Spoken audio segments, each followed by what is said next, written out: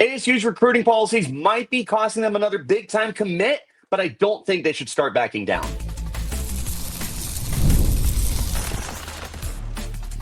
You are Locked On Sun Devils, your daily podcast on the Arizona State Sun Devils. Part of the Locked On Podcast Network, your team every day. Welcome back to the Locked On Sun Devils podcast, part of the Locked On Podcast Network, your team every day. My name is Richie Bradshaw, your guide and expert for all things Sun Devils, from the gridiron to the hardwood and everything in between. Today's episode is brought to you by FanDuel. Right now, new customers can get $150 in bonus bets if your first $5 bet wins. On today's agenda, we got another commit that may be decommitting after taking a visit to another program. Why does ASU have this policy? Why in modern college football do they have this policy? And is this going to be a hindrance to the program, or is it going to create long-term success? All that is coming up on today's show. Before we get started, thanks to each and every single one of you for tuning in to Locked On Sun Devils to make it your first listen of the day. And a shout out to my everydayers who are here every day. Okay, so if you are unaware, ASU has a policy that they have put in place when it comes to recruiting. And a lot of people aren't sure what to think with it.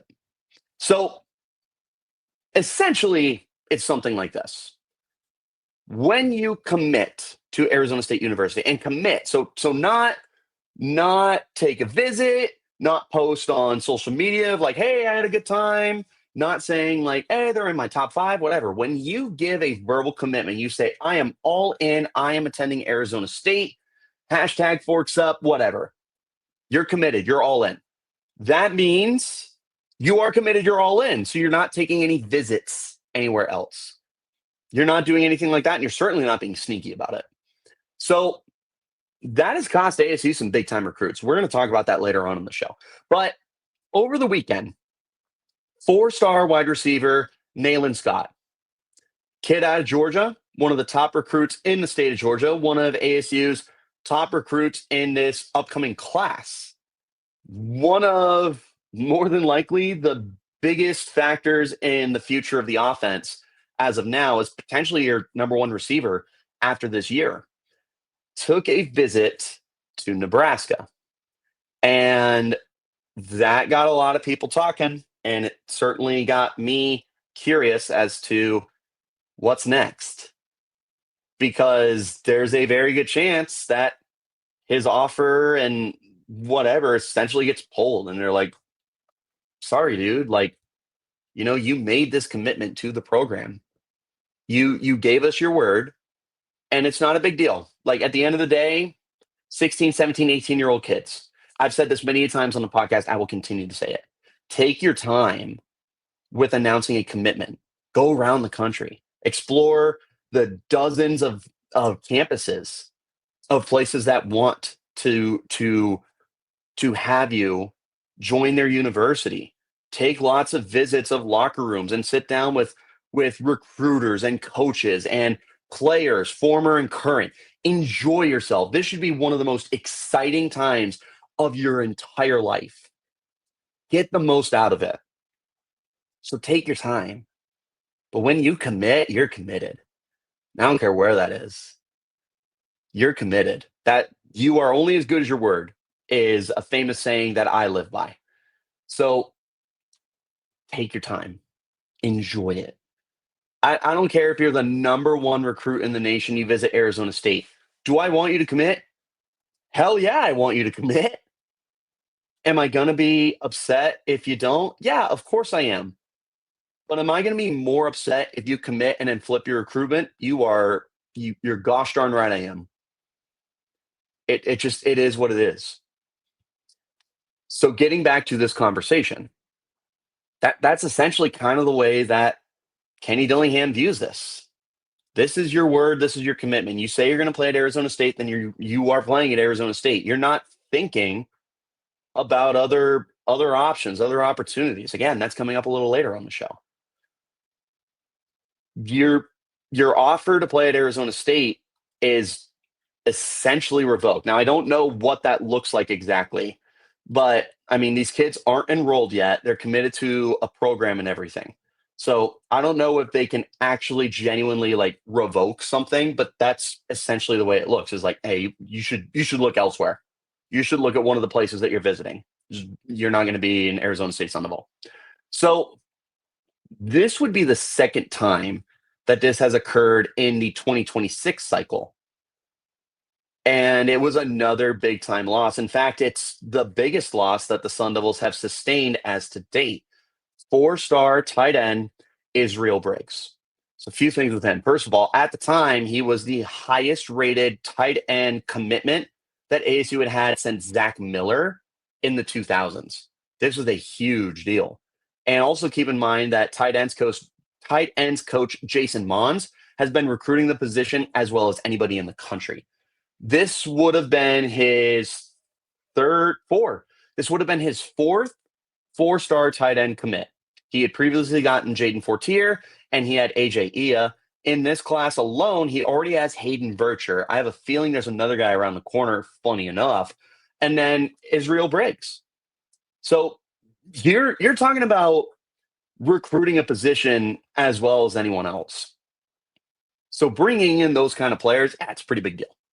But there were rumors that he was interested in visiting Michigan. First of all, yeah, I'd be pretty interested in visiting UM, taking a walk on the big house. Yeah, that's one of the most storied colleges ever, certainly in college football. How can you not want to visit that? But you made a commitment. That's where it should start and end. Now, did he take that visit? I'm not 100% sure. What I do know is he decommitted. He took other visits, and now he is narrowing down his choices to Miami and oh God, I don't even know. But keep in mind, it's not like he made a rash decision. He committed in February, and he decommitted a month and a half later in April. Nalin Scott committed in late April, and he could potentially be decommitting from the program at the end of June. So it's not like these were rash decisions. These were like, hey, this is firmly established. You're not going to do this, or you're not going to play for us. So whatever their decision is, it's up to them. I have no judgment at the end of the day, but that's just the decision that you make. But this would be another big, massive blow. Israel Briggs, believe it or not, at least at this point in time, there's time to change, is higher in the high school rankings than Jake Fetty is. Jake Fetty, the prized possession of the Sun Devils 2026 class, more than likely the quarterback of the future. One of the top quarterback commits that the Sun Devils have ever had. I think he's the third highest commit out of high school ASU has ever had at the position. This is a really, really big deal. So having a guy higher rated than that, that's pretty cool. You're talking about the future quarterback of this program, and you might have landed someone better. That's a big deal. So losing his commitment was massive. I mean, this was a decommitment that got a lot of ASU fans stirred up in negative ways, both in terms of anger and fear. What happens next? But ASU has been able to move on. You know, they still have Hayden Vircher, who's a 4-star tight end, so you still maintain that. They brought in 4-star receiver Nalin Scott not much later, but now Scott might be moving on after taking that visit. I don't know for sure if there's any ways to get around it, because I do know, at least according to 24/7, that there are other players for ASU in their 2026 class that have taken visits since committing. So I don't know where the fine line is drawn. I don't know. I don't know if for sure Nalin is gone, but I do know that there's a very, very real chance that policy kicks in. So we'll see. But you took a huge blow when Israel Briggs decommitted. You were able to rebound. If Nalin Scott decommits, you're taking another massive blow. How do you rebound? That's basically the questions that you have to ask at this point is what's next for ASU? Is what's around the corner for recruiting with Scott gone? Likely gone, I should say. And can ASU continue to recruit at a high level when you lose 2 4-star commits? Those are seriously massive questions that you're going to have to answer. But I'll tell you what, the biggest question that a lot of people have, and a very valid question, why do you even have this policy in today's college football world? That's coming up next. This is the Locked On Sun Devils podcast, part of the Locked On Podcast Network, your team every day. Let's talk about our friends over at FanDuel. Summer sports are in full swing. Whether you're all about baseball under the lights, golf on the green, high stakes soccer action, whatever it might be, FanDuel is the best way to make every game more exciting. You're already following the action, so why not make it a little more thrilling? With FanDuel, you can get in on a game while your friends are getting sunburned on the beach. I've been using FanDuel. Absolutely love FanDuel. The app keeps me fresh with daily promotions. I can track my apps with a widget. It's fantastic. It's easy to use. There's fast payouts. Even regular season games feel like must-watch events thanks to FanDuel. Whether I'm placing a same-game parlay or watching a bet right into the ninth inning, FanDuel makes it feel like I'm part of the action. If you're new to FanDuel, new customers can bet up to $5, just $5, and you can get $150 in bonus bets back if that first bet wins. Open the FanDuel app today or visit FanDuel.com/lockedon to get started. Thank you, as always, for tuning in to Locked On Sun Devils to make us your first listen of the day. And a shout out to my everydayers who are here every day. So why even have this policy? Why even have a policy that if you take another visit, you are not playing at this program? It does seem a little ridiculous. I mean, the modern day of college football and college sports, period, is that the players have more control than they've ever had before. And up until recently, with the House settlement that came in that provided $20.5 million for schools to play with as essentially a salary cap. Prior to that, I mean, we were spiraling out of control to where these kids, 16, 17, 18-year-old kids, are controlling and dictating the way that a professional sport is being run. And right, wrong, or indifferent, that's just the way that things were.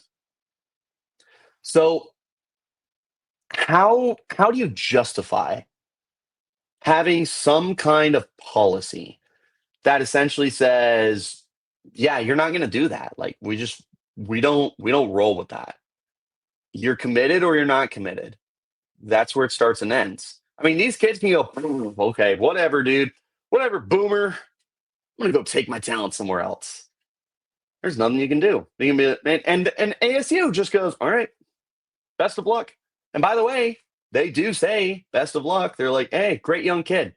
Hope you find a place that is really good for you. And we hope that you find a situation that makes you very happy. There's no hard feelings. It's part of high school recruitment, especially in today's world. Things change fast.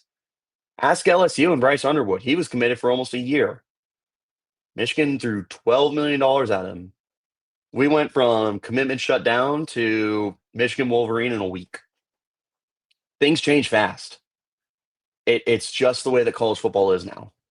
So how on earth do you have this policy, man?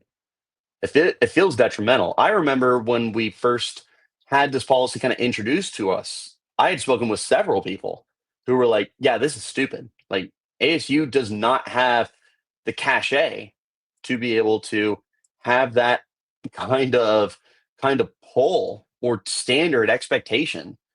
You're coming off a 3-win season, and then you have another 3-win season, and you're telling these kids, yeah, you can't decommit. And these kids are like, I'm sorry, who are you? Arizona State University? Arizona State who? I mean, that's the way that you were perceived, and rightfully so, for being honest. ASU was kind of out of the realm of like legitimate college football for a while. So how do you come in and you establish this policy? First year head coach, guys, 30, 32, 33 years old, Kenny Dillingham, when he takes over. And he goes, you're only as good as your word. He essentially says, like, when you commit to your program, you're committed.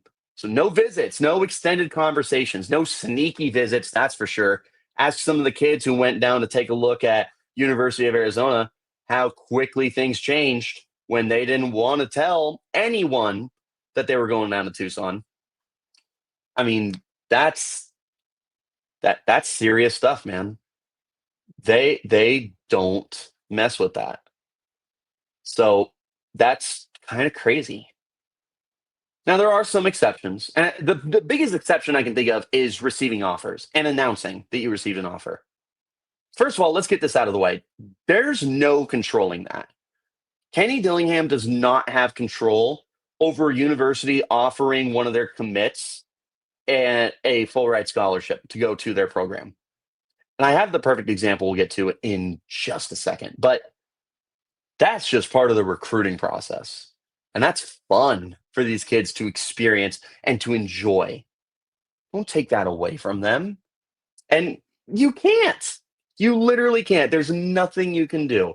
You can't just call the head coach at blank university and say, hey, hands off. This is our kid. They're going to laugh at you and they're going to go, we're going to do whatever we want. In fact, now you made it personal and we're going to extend this kind of offer. Yeah, nothing's changing, dude. That's the way that this is. So there's no point in even trying to stop that. It's literally out of your control in every way, shape, and form. So let them do it. Let them get that offer from Ohio State and say, oh my God, I just got offered by Ohio State. God is so good. Thank you. Let them do that. Let them enjoy it. These are kids. Let them enjoy that. But at the end of the day, there is a line that is drawn, and that's you're not going to visit. Because when you visit, you're saying that you are still available. You get offered to go to a university, you're going to brag about it, but you don't take that visit. Because then you're saying, yeah, I may be committed to Arizona State, but my services are still open. And that's where Kenny has drawn the line. So I want to go into the example that I kind of teased. Because just because you are receiving an offer and you're putting it on social media and bragging about it, and rightfully so, doesn't mean you're leaving. Remember that guy I talked about earlier, Jake Fetty, the quarterback? Yeah, he's posted several times since he committed, almost a year ago, by the way, that he got an offer. I remember the biggest one was he received an offer from LSU. A lot of Sun Devil fans were like, oh my God, how could he do this? How could he possibly say that he got an offer from LSU? Is he going to decommit? Oh my gosh, are we going to lose Jake Fetty, the future of this program? Is he decommitting from us? That was 6 months ago. Nothing has changed. In fact, he hasn't even visited. He posted, God is good, something along those lines. That's where it started, and that's where it ended. Plain and simple. Nothing changed. It's not the end of the world for these kids to announce that they got an offer. And I think that's the biggest distinction here for how can you have this policy? Well, it's not a simple, like, this is it. It's only ASU in the way of there's literally nothing that you can do talking about another program. It is, this is the only way, this is ASU, but it's in terms of you have given us your commitment. Because Jake Fetty takes those offers, he posts them, God is good, right? That's what they say. God is good. Thank you so much. So grateful, so honored, so blessed. And yet it's unwavering commitment from Jake Fetty.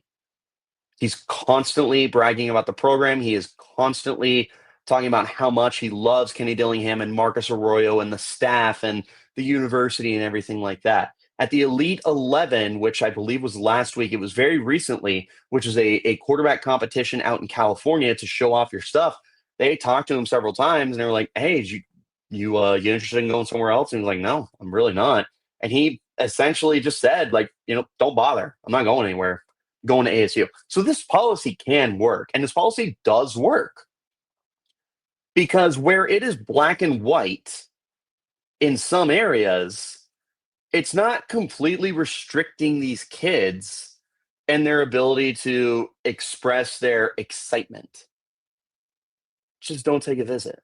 Because you take a visit, you're painting the perception, and I'm honestly, you can say you're painting the perception. You very much are saying, my services are still up. Announce that you got your opportunity. That's amazing. You should. I encourage that. Like this is something that speaks to the kids, sometimes in a negative way, because they will decide what they want to do, and then ASU gets pushback, and they say, "Okay, well, I'm just not going to play here." It's not always a good divorce. It just happens, but it can work. And honestly, there's ways where this attracts a younger generation. They want and crave structure. Sometimes some of these kids want the boundaries that are set for them. They want to know that where they are going is going to hold them accountable. That matters. And that's something that helps ASU to fit into the modern college football world. Now, it may be working now. Is this going to create long-term success, or is ASU going to be looking at this being a future hindrance to the program? It's coming up next. It's the Locked On Sun Devils podcast, part of the Locked On Podcast Network, your team every day. Again, thank you all so much for tuning in to Locked On Sun Devils to make us your first listen of the day, and a massive, massive shout out to my everydayers who are here every single day. This policy is working right now. Can it be a hindrance to ASU moving forward? That's what we're going to explore here. So I do want to round out my thoughts from the last segment real quick.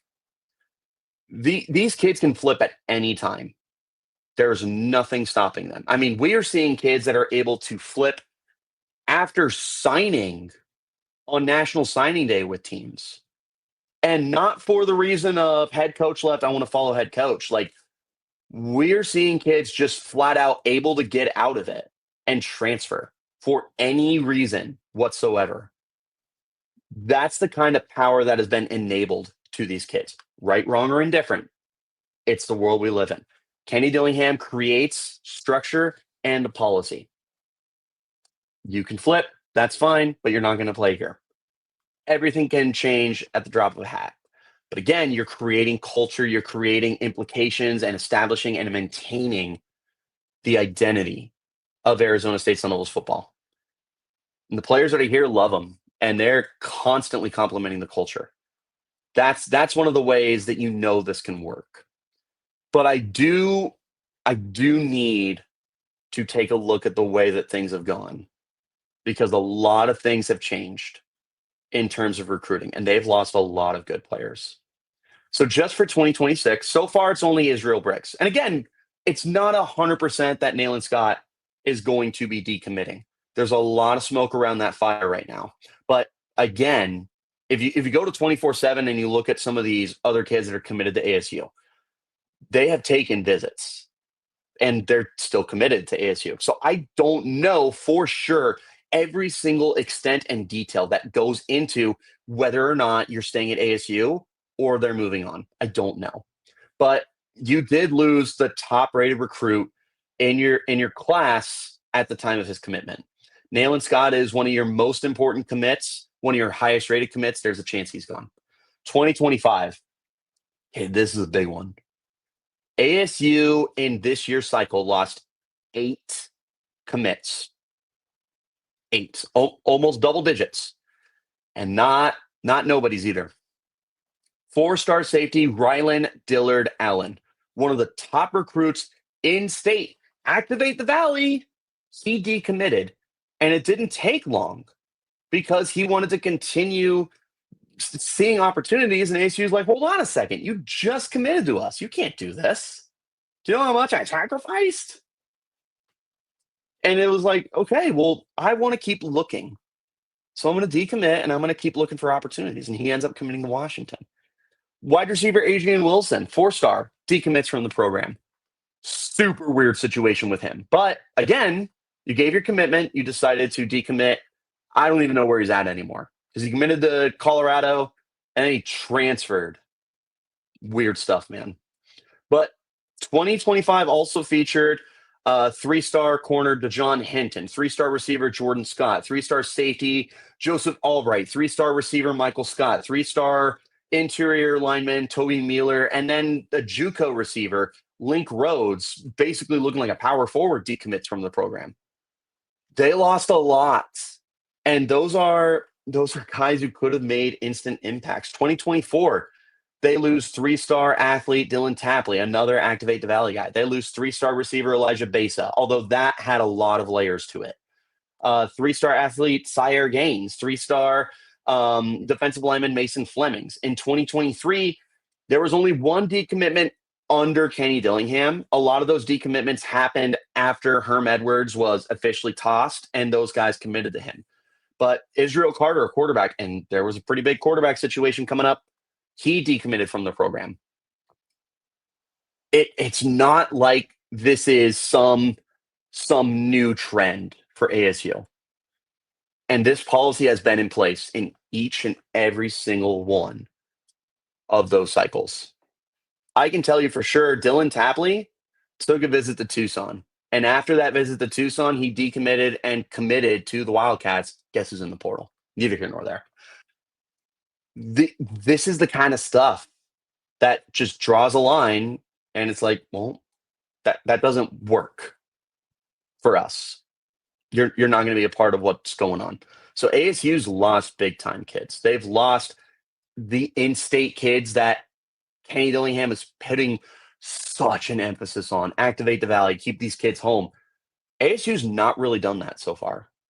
Like that's one of the biggest things that Kenny Dillingham has emphasized. And as the 2026 recruiting cycle starts to wind up and close, ASU has really not recruited the state that well.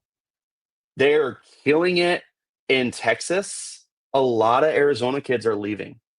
So you haven't been able to establish that. You're losing top recruits. 2 4-stars from the 2025 cycle. You already lost 1 4-star next year. Who knows what happens with the rest of the class? There's time not just for Nalin Scott to decommit. Who knows who else may decommit? But at the same time, ASU is finding ways to rebound. 2023, they bring in Jaden Rashada, 4-star kid. They also brought in one of the top junior college players with Maxi Onaker. Despite a rebuild, despite so many players leaving, they rebounded. 2024, you lost some seriously good players. Still rebounded. You still managed a top 50 class. 2025, still managed a top 60 class, and you lost 2 4-star players. But I mean, you're still doing a pretty decent job.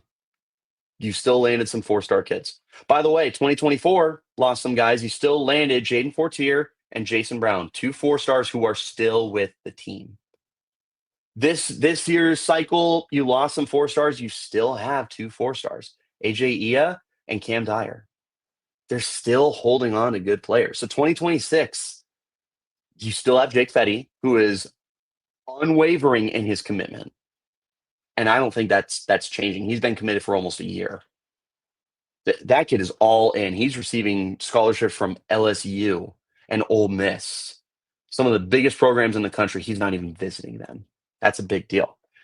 And he's not the only one. Hayden Bircher, 4-star that I mentioned, he committed in February, has not taken a visit. 4-star edge Julian Hugo, committed in April, has not taken a visit. 3 kids, 3 stars.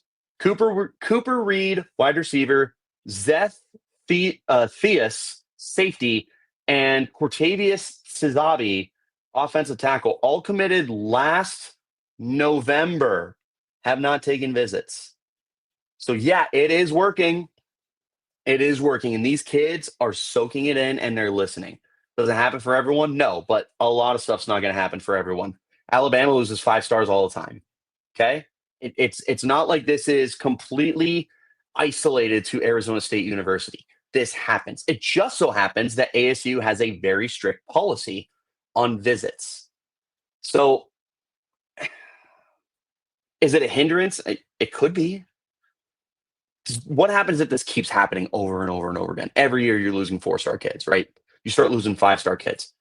that's going to take a toll for sure. But you also look at the fact that you're getting kids who want to be here. And at some point, stars don't matter. They don't. How many of the greatest football players in college and in the pros weren't ranked? Were 2 stars. Were transfers from junior college. Were transfers from Division 3. It's not always about your star ranking. You have guys who want to be here, who are committed to the culture that you're building and establishing. That's one of the things that matters the most. And that's what ASU is doing so well. But again, before we get to our bottom line, there are hindrances here. You are now losing 3 4-star commitments, potentially 4, potentially more in 2 cycles. Where, by the way, ASU is hitting on all cylinders right now because they are in such a great spot that kids want to come here and win. And you still are just not activating the Valley. We'll have to have a conversation about that at some point because ASU is just not recruiting the state very well right now, despite that being such a big focus. They have this new golden ticket that they have released recently, and we're going to talk about that for sure. So there are some hindrances, there are some holdbacks, but at the end of the day, and the bottom line here is ASU is firm on their policy. You're all in or you're not. We do not deal with lukewarm. Be hot or be cold. Majority of these kids are responding in a very positive manner to that. And those kids that are responding positively are speaking in very high fashion of the program. And when they find out that other kids are visiting, they call them and they're like, dude, you got to commit. You got to come to Arizona State. Come play with me. Come play with Kenny. Come play with this team. We're turning things around. ASU is also dominating the transfer portal. They're bringing in big guys. They still need to maintain a good hold on high school recruiting. And there's ups and there's downs. The results have been mixed. We're waiting to see these guys on the field. We're going to see a chunk of them because ASU has been reliant on the transfer portal recently with great success. But we still need to see how these kids work out from high school. So could it be a hindrance? Sure. Especially in the long run. This could end up coming back to bite ASU in the butt. But for now, ASU is doing a good job of holding tight and not folding in this policy, and the kids are noticing. And it's not just the on-field success. It's not just the fact that you won the Big 12 in your first year, went to the college football playoff. It's not just that. These kids are noticing the culture you're establishing. These things matter. 2026, it's going to be a really important cycle. Currently, you are inside the top 25. You were inside the top 15 at one point. It's dropped a little bit, not because of decommitments, but just because other programs are starting to ramp up. But you lose Nalin Scott, that's going to take a blow. So we'll see how things go from there. But so far, I mean, it's going pretty good. If I do so, thank myself. What do you guys think of Kenny Dillingham's recruiting policy? Is it way too strict? Or do you think this is exactly the way ASU needs to conduct itself?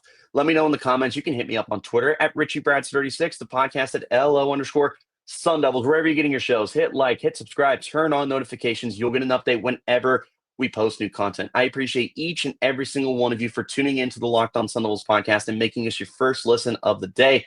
And a shout out to my everydayers who are here every day. We were not able to sit down with Drake Toll last week. Don't worry. I told him he really hurt my feelings. And we're going to be recording this week for a sit-down conversation with the host of Locked On Big 12. I got more interviews that are coming up around the corner, and we're going to have a good time as we continue getting through the summer. I'll talk to you guys next time. Till then, you keep it locked right here on Locked On.